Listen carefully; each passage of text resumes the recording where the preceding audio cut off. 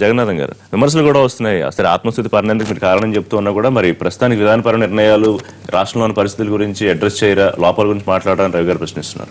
Definite గా అది మాట్లాడాల్సి ఇందాక చెప్పా 3 హెడ్స్ లో వాటిని మేము విశ్లేషిస్తాం. ఒకటి పార్టీ నిర్మాణము, రెండోది ప్రభుత్వ విధానము, వాళ్ళ యొక్క పనులు, వాళ్ళ తీరు, మూడో దాంట్లో చేసినది చెప్పుకుని లాస్ట్ ఫ్యూచర్ గురించి చెప్తాం, ఏం చేయబోతామని. ఒకటి టైం కన్స్ట్రెయింట్ నేను ముందే చెప్పాను. అదేవిధంగా ప్లీనరీ కంటే ముందు స్పష్టంగా ముఖ్యమంత్రి గారు లేదా ఒక ముఖ్యులతో విధి నిర్వహించి సమావేశం నిర్వహించి కరువును ఎట్ట ట్యాకిల్ చేయాలి, పసుపు రాష్ట్రం ఏం చేయాలి, త్రాగునీరు స్పష్టమైన ఆదేశాలు ఇవ్వడం జరిగింది. దానికన్నా మళ్ళీ మా పార్టీ మీటింగ్లో వాటి గురించి రిపీట్ చేసుకోవడం మాకు పెద్దగా అవసరం లేదు. అది ఇచ్చిన తర్వాత అవి జరుగుతాయి. ఇప్పుడు ప్రతి జిల్లాకు లేదా 40 నుంచి 42 కోట్ల రూపాయలు లేదా డ్రింకింగ్ వాటర్కి డబ్బులు రిలీజ్ చేయడం. అది పసుపు రాసాన్ని కొనండి, చేయండి, పశువులు కబేళాలకు పోకుండా చూడండి అని చెప్పి స్పష్టంగా. తర్వాత ఉపాధి విషయంలో కూడా ఎక్కడ వీలైతే అక్కడ లేదా పండ్లు ఇవ్వడానికి నిధులు కూడా రిలీజ్ చేసామని నిన్న కూడా రిలీజ్ చేశారు. ఇవి ఒక పక్కన అక్కడే పెట్టుకోకుండా తీర్మానాల రూపంలో మేము చెప్పాము. స్పష్టంగా దాదాపు 15 తీర్మానాలు మేము పెట్టేసి ఒక్కొక్క తీర్మానం. ఇప్పుడు మీరు అన్నారు మిషన్ భగీరథ గురించి మాట్లాడారు.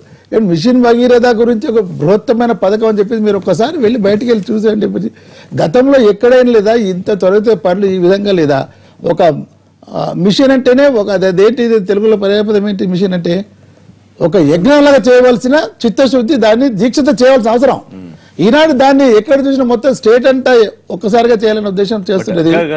అదే సీరియస్నెస్ ఇప్పుడు రవి గారు లేవదీసిన అంశం కరువుకు సంబంధించి కూడా అంతే. నేను చెప్పాను కదా, 2 రోజులు 3 రోజుల ముందే ముఖ్యమంత్రి గారు మొత్తం అందరినీ పిలిచేసి మీటింగ్ పెట్టేసి దాదాపు 3-4 గంటలు కరువును ఏ విధంగా ట్యాకిల్ చేయాలి అక్కడ ఇచ్చిన తర్వాత దాన్ని అక్కడ మేము డిస్కస్ చేసుకునే అవసరం ఏముంది. స్పష్టంగా ఆయన చెప్పాడు. రాజకీయ అదేంటి రాజకీయ ఇప్పుడు ప్లీనరీ చేసుకోరండి. మేమేంటి ఎండాకాలంలో వస్తుంది కరువు, సాధారణ అరువు వస్తుంది. ఒక రోజుకి మేము అక్కడ పెట్టుకున్నాం ప్రోగ్రామ్ పెట్టుకుంటే ఏదో సంవత్సరం అంతా లేదు అక్కడే ఖమ్మంలో ఉండి ప్లీనరీ చేసుకుంటూ ఉండి ఉన్నట్టు మాట్లాడితే ఎట్లా? అది మీరు మీ పార్టీలు ప్లీనరీ చేసుకోరా? అది ఒక పక్క యంత్రాంగం ఉండండి. మీరు మాట్లాడినప్పుడు నేను మాట్లాడలేదు, మీరు మాట్లాడకూడదు. ఇప్పుడు మేము ప్రభుత్వ పరంగా యాక్షన్ ప్లాన్ ఇచ్చాము. మేము ప్రభుత్వం అంతా అధికారులంతా కూడా తర్వాత మనం స్పష్టంగా ఈసీ కూడా లేదా అక్కడ ప్లీనరీ పెట్టుకోవడానికి కండిషనల్ పర్మిషన్ ఇచ్చింది. అక్కడ ఇది మీరు ప్రభుత్వ యంత్రాంగం అక్కడ ప్రభుత్వ అధికారులు ఉన్నారా, ఎవరు వాళ్ళు చేస్తున్నారు కదా. ప్రభుత్వం ఆదేశాలు ఇచ్చిన తర్వాత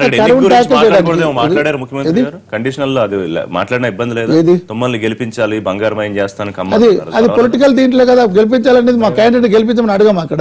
అట్లా అడగచ్చా? ఎందుకు అడగకూడదు? అది సభలో అప్పీల్ చేయడం తప్పేం కాదు కదా. పోటీ ఎందుకు పెడతాం? గెలవాలనే కదా. అందుకని ప్రజల్ని తర్వాత రెండవది అధికార యంత్రాంగం అంతా ఎక్కడికెక్కడ ఉండేసి మేము ఒక 4-5 కానీ మా అంటే ఎంత అయిందండి 10-12 నుంచి ఈవినింగ్ దాకా అయింది. ముఖ్యమంత్రి గారు ఎక్కడున్నా కానీ లేదా అమెరికాలో ఉన్న మానిటర్ చేస్తుంటారు ఏ ముఖ్యమంత్రి అయినా కానీ.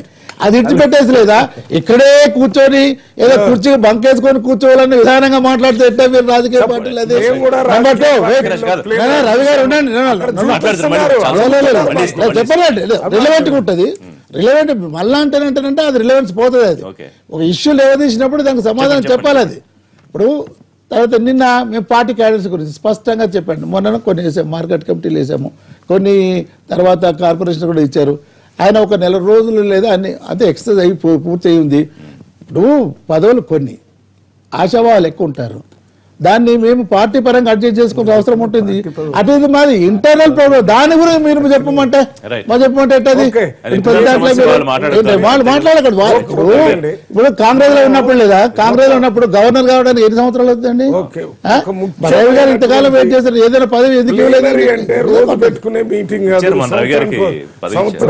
నేను చెప్పాను అదే ప్లీనరీ సంవత్సరానికి ఒకసారి పెట్టుకున్న దాంట్లో మీ విమర్శ ఏంటి? మీ విమర్శ ఎందుకు? పార్టీలకి వాళ్ళ అంతర్గత సమస్యలు మాట్లాడుకునే ఎక్కువ వాళ్ళకి కంపల్సరీ ఉంది. కానీ అట్ ది సేమ్ టైం ఆ పొలిటికల్ పార్టీ అధికారంలో ఉండే వాళ్ళ ప్రజలు కరువులో అన్నమో రామచంద్రాన్ని చస్తున్నారు, పశువులు పోతున్నాయి, చచ్చిపోతున్నాయి.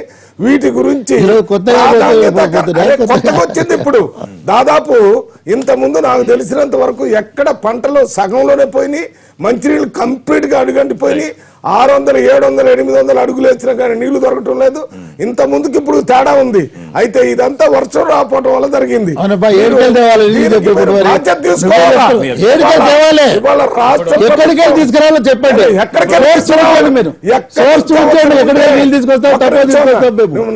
గతంలో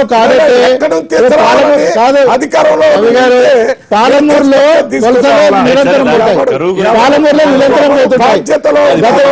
గత 10 ఏళ్ళు కాంగ్రెస్ అధికారులు లేదు. ప్రాధాన్యత క్రమంలో కరువుకు సంబంధించిన విషయాన్ని వెనకబడేశారు. ఇవాళ మీరు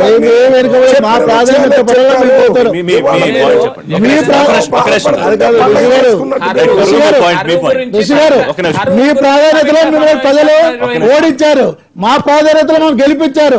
ఇదే దీన్ని మళ్ళీ కాబట్టి ఆ ప్రాధాన్యతలో మేము కరువును నివారించడానికి ప్రయత్నం చేస్తూ ఉన్నాం. 2 సంవత్సరాలు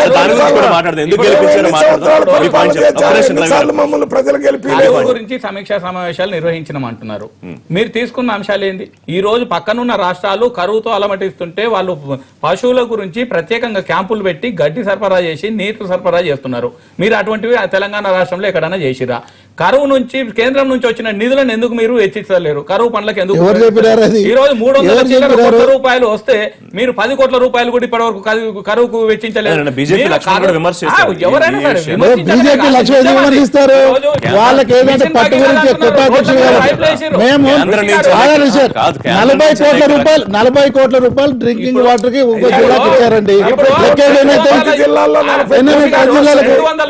10 జిల్లాలకు 400 కోట్లు అయిపోయాయి కదా. అసలే 250 రూపాయలు ఉన్న ట్యాంకర్ ను 5,000 రూపాయలు చేసిన చరిత్ర ఇల్లదే. ఈ రోజు నీళ్లను కూడా విపరీతమైన ధరకు అమ్ముతున్నారు.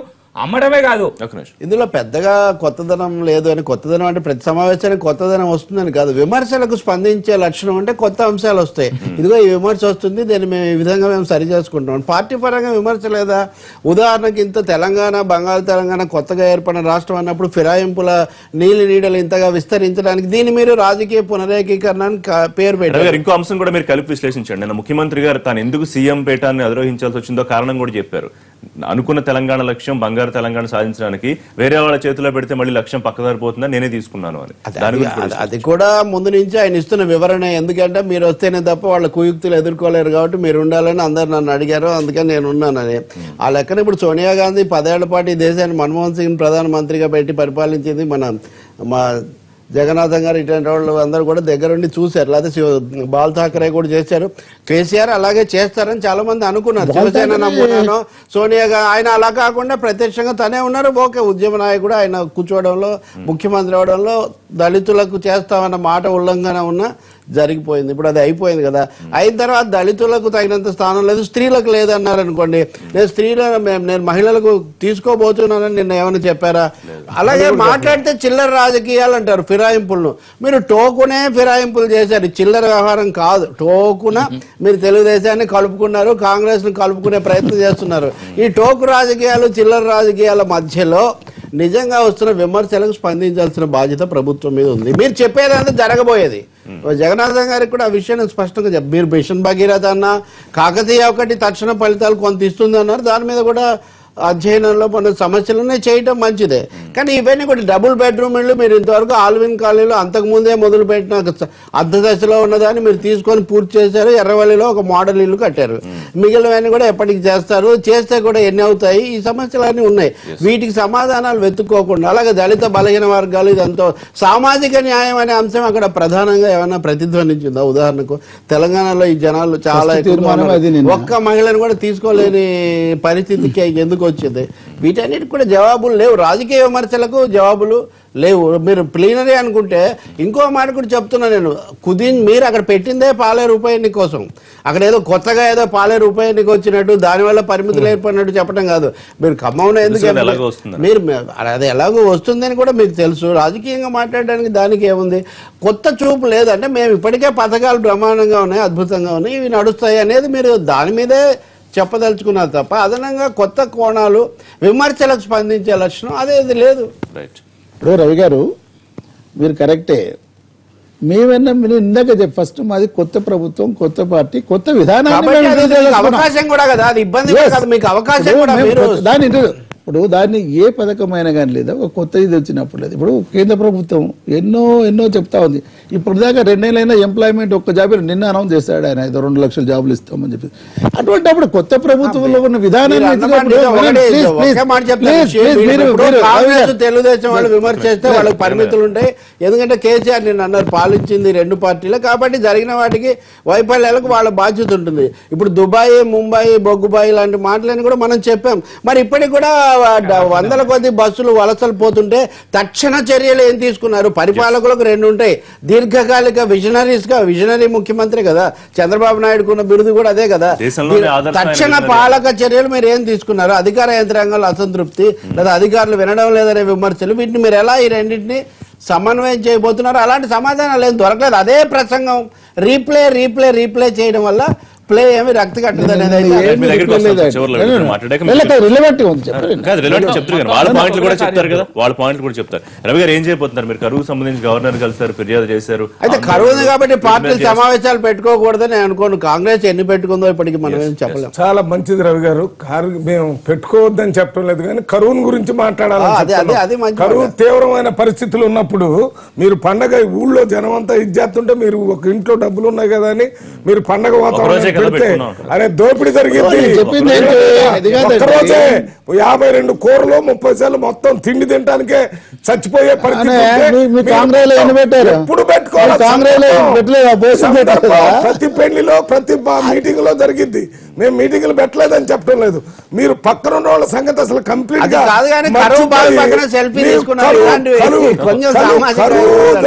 తీవ్రత ఎక్కువగా ఉన్న సందర్భంలో మీరు కరువును గురించి ప్రాధాన్యత ఇవ్వలేదు, దాన్ని పక్కకు పెట్టారనేది ఒకటి. ముఖ్యమంత్రి గారు నేనైతేనే దీన్ని సమర్థంగా చేస్తాను కాబట్టి తీసుకున్నానని చెప్పినటువంటి ముఖ్యమంత్రి గారే స్వయంగా ఒక దళితుడు ముఖ్యమంత్రి చేయాలని ఏ దళితుడు ప్రకటించలేదు. మాకు ముఖ్యమంత్రి కావాలని జగన్నాథం చెప్పలేదు, మల్లురావు చెప్పలేదు, రాములు గారు చెప్పలేదు, లేకపోతే శ్రీహరి గారు చెప్పలేదు. వీరే చెప్పి ఇది చేయకపోతే తీవ్రమైన పరిస్థితి నా తల నరుక్కుంటానని కూడా చెప్పారు. అందరికి చూసిన సందర్భమే. ఇది ఎందుకు చెప్పాల్సి వచ్చింది అంటున్నాను, ఎవరి కోసం చెప్పాల్సి వచ్చింది?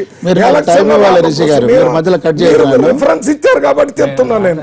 లేకపోతే నేను ఎప్పుడు కూడా దళితులు ముఖ్యమంత్రి చేయలేదనే దాని మీద ఎక్కువ మాట్లాడినా. ఇప్పుడు మీరు మేమైతేనే పరిపాలన చేస్తామంటే తక్కిన వాళ్ళందరూ చేయలేరు అనేటటువంటి ఒక భావం దాంట్లో కనపడుతుంది. ప్రజాస్వామ్య స్పిరిట్, రాజ్యాంగం యొక్క స్ఫూర్తి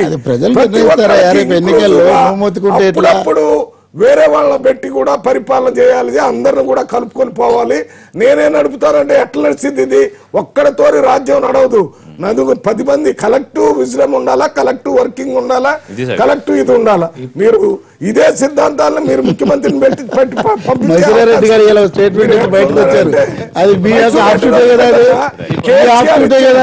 కేసీఆర్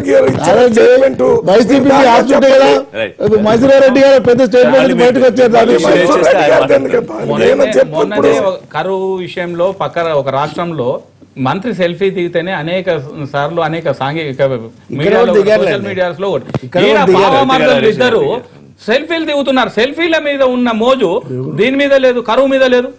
కరువుకు ఏం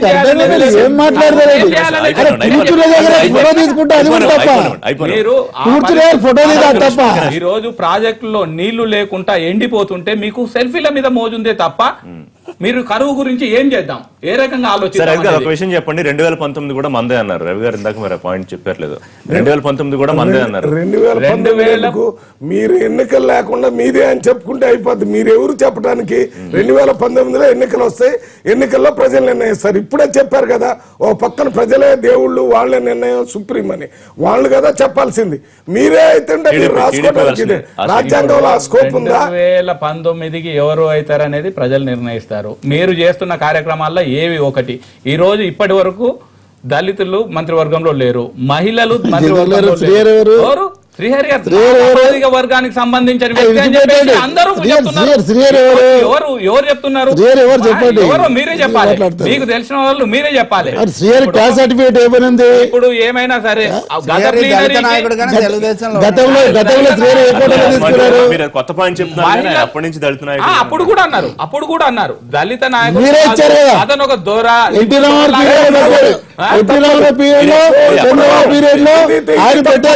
శ్రీహరిని దొర అంటే మాత్రం చాలా తప్పు. ఇప్పుడు ఎందుకంటే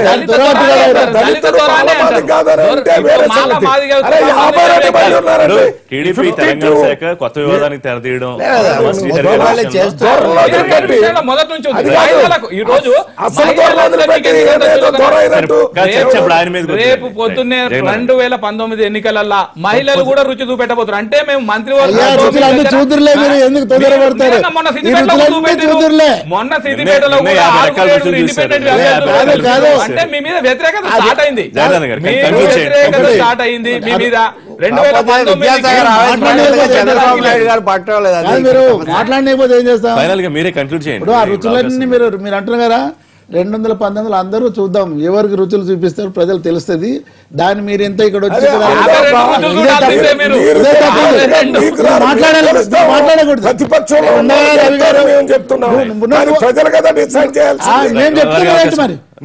నేను చెప్తున్నాను కదా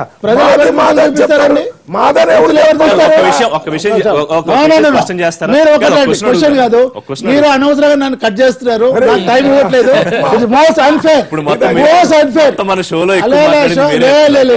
టైం చేయండి. వాళ్ళు అడిగిన నేను ప్రభుత్వ పక్షాన ఉన్నాను. సరే మీకు హక్కు ఉంది ప్రతిపక్షంగా లేదని పెద్దాన్ని అంటా ఉంటారు. మీరు చేసిన ఒప్పులు మేము చేసిన తప్పలేదు, దాన్ని మేము డిపెండ్ నైతిక బాధ్యత మా మీద ఉంటుంది. సెల్ఫీల గురించి మాట్లాడు, కూతురు దగ్గర బొమ్మ తీసుకుంటే అది తపాది, దాని కరువుకు సంబంధం ఏంటంటే దానికి తవ్వుకొని నీళ్ళు తీసుకొని వస్తారు. మీరే చెప్పారు ప్రకృతి ఈసారి అనుగ్రహించలేదని చెప్పేసి. ప్రకృతి అనుగ్రహించినప్పుడు నీళ్ళు ఎక్కడి తీసుకురావాలి చెప్పండి, మీరు పొరపాటు ఎక్కడి నుంచి తీసుకురావాలనేది మీరు కనిపెట్టి తీసుకొచ్చి చెప్పని. ట్యాంకర్ ప్రతి ఊళ్ళో ట్యాంకర్స్ నడుస్తా ఉన్నాయి, లేవని చెప్పండి ఎక్కడ తీసుకురాండి మీరు చెప్పండి. అరే మళ్ళా మాట్లాడుతూ ఉంటాను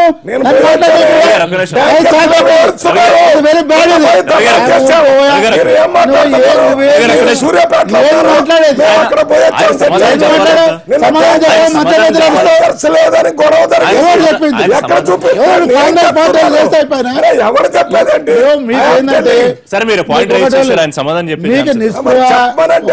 నిస్పృహ ఏంటంటే దేశవ్యాప్త. అరే మళ్ళా మాట్లాడతావు నన్ను మాట్లాడే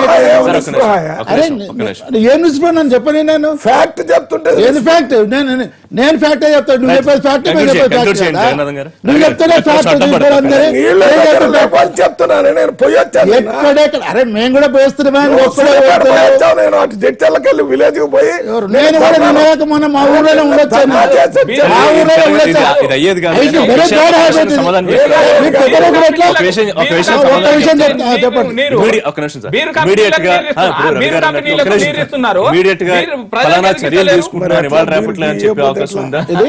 ఇవాళ లేపట్లో పలానా చర్యలు తీసుకుంటున్నాం ఈ కరువు నివారణ కోసం ప్రభుత్వం వైపు నుంచి ప్రజలకు భరోసా ఇచ్చే అవకాశం ఏమన్నా ఉందా అని మీరు భలే మాట్లాడతారండి.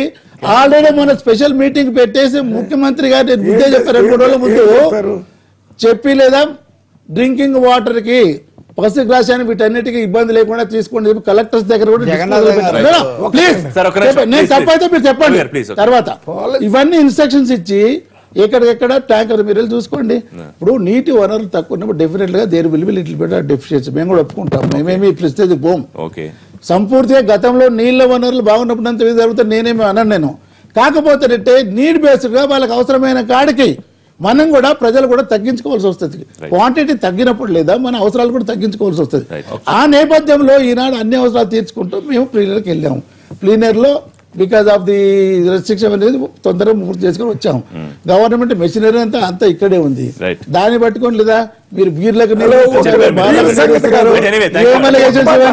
పరికమాల అలిగేషన్స్ ఇవన్నీ లేదా పశు సంరక్షణ కేంద్రం కోసం కలెక్టర్ దగ్గర డబ్బులు పెట్టి దేనికి ఉపయోగిస్తారు?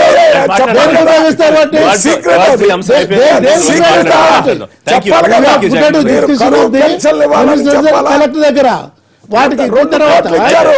వాటికి సార్, ఇచ్చిన నేను తర్వాత accept చేయలేను. Thank you. Thank you, ఇచ్చే రెండు Ravi. వారాలు Thank you, లేదు, Ravi. మీరు Thank you, మోస్ట్ Ravi గారు. Unfair Thank you, Ravi. Most unfair Srinivas driving గారు. ఇవ్వట్లేదు live updates గవర్నమెంట్ చూస్తున్నానండి. చెప్పనియట్లేదు కాబట్టి